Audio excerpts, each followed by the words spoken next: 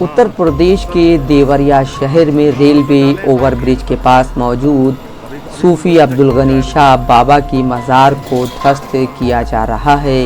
SDM court ने पुराने नक्शे को रद्द करते हुए अवैध अतिक्रमण हटाने का आदेश दिया था। एसडीएम ने बताया, मज़ार जिस ज़मीन पर बनी है वह बंजर भूमि है।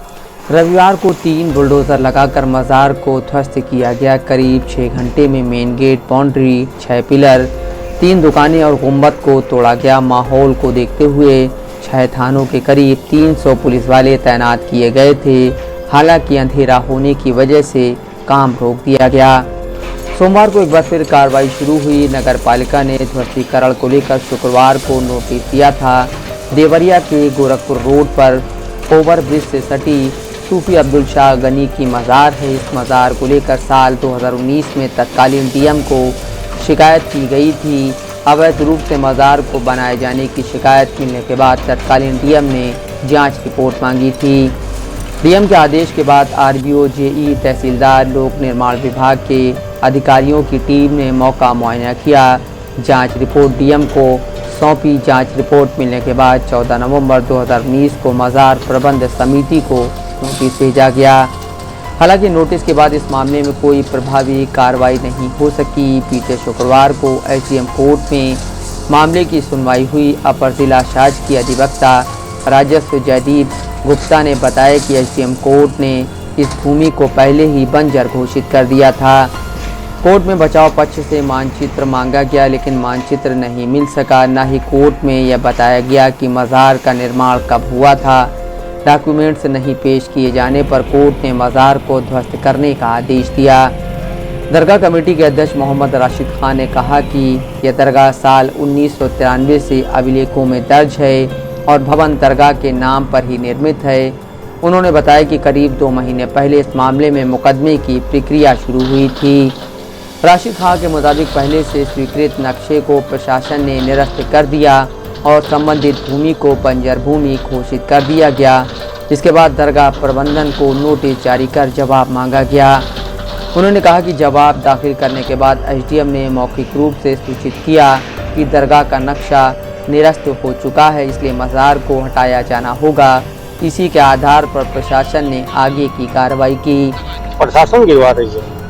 प्रशासन को कहना कि वो अपने सुरक्षा से गिरा रहे हैं। अपने हमसे कल रात में बताया गया कि आप लोग गिरा दीजिए और नहीं तो कल 12 बजे से हमारा बुलडोजर जाएगा और आप लोगों पे एफआईआर हो।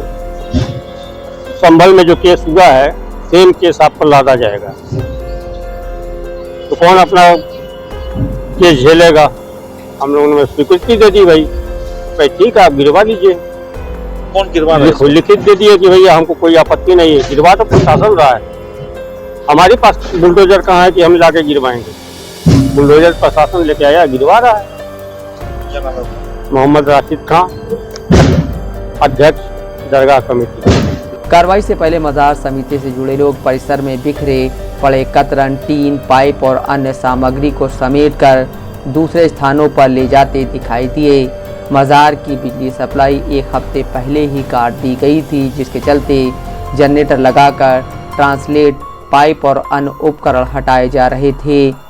ध्वस्तीकरण की तैयारी को स्थानीय लोग खामोशी से देखते रहे। कुछ लोगों की आंखें नम थीं तो कुछ लोग चुपचाप ओवरब्रिज के नीचे खड़े होकर उस जगह को निहारते रहे जिसे वे सालों से आस्था का केंद्र मानते आए हैं। किसी ने नारेबाजी नहीं की, लेकिन माहौल भावनाओं से भरा हुआ था। स्थानीय लोगों के मुताबिक हज़रत अब्दुल गनी शाह की मज़ार केवल एक धार्मिक स्थल नहीं थी, बल्कि गंगा जमनी तहजीब की जीती जागती मिसाल रही है। मुस्लिम समाज के साथ साथ हिंदू समाज के लोग भी यहाँ श्रद्धा से चादर चढ़ाने आते थे। लोग उन्हें प्यार से बाबा कहकर पुकारते थे।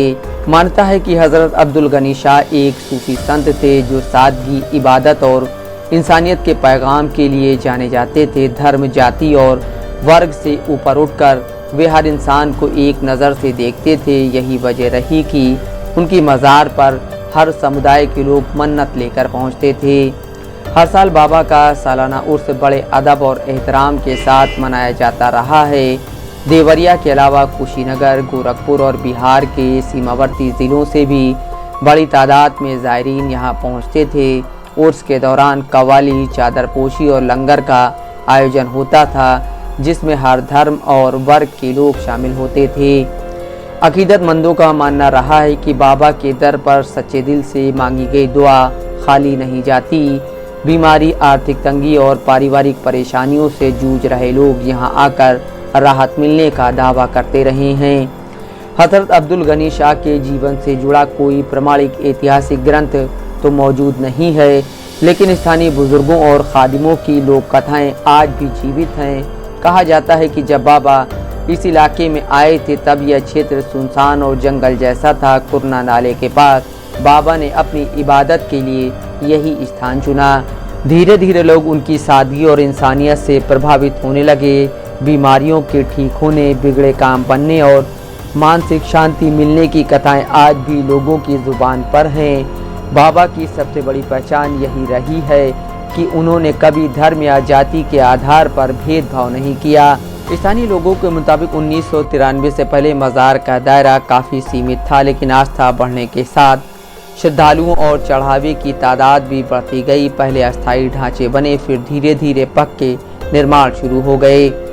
मज़ार के विस्तार को लेकर समय समय पर विरोध भी हुआ। साल 2019 में भाजपा नेताओं और सामाजिक कार्यकर्ताओं ने प्रशासन से शिकायत की कि मज़ार का निर्माण सरकारी जल प्लावित और हरित भूमि पर बिना मानचित्र के किया गया है। तत्कालीन डीएम के निर्देश पर आरबीओ एक्ट की धारा 10 के तहत वाद दाखिल हुआ और नोटिस जारी किए गए।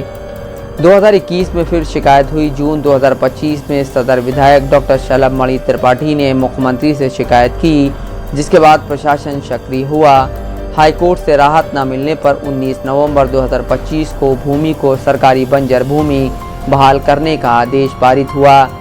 इसी बीच जनवरी में प्रस्तावित उर्स की अनुमति भी प्रशासन ने देने से इनकार कर दिया। अब सालों से चले आ रहे विवाद का पटाक्षेप करते हुए ध्वस्तीकरण की कार्रवाई शुरू कर दी गई है। हज़रत अब्दुल गनी शाह की मज़ार को लेकर देवरिया आज आस्था और कानून के सबसे कठिन संतुलन के दौर से गुजर रहा है। एक ओर दशकों की श्रद्धा और सांप्रदायिक सौहार्द की यादें हैं, तो दूसरी ओर सरकारी ज़मीन और न्यायिक आदेश। बुलडोजर एक्शन के बाद ये मामला देवरिया के इतिहास में एक निर्णायक अध्याय के रूप में दर्ज हो गया है। नफीस अहमद, दस्तक लाइव न्यूज़।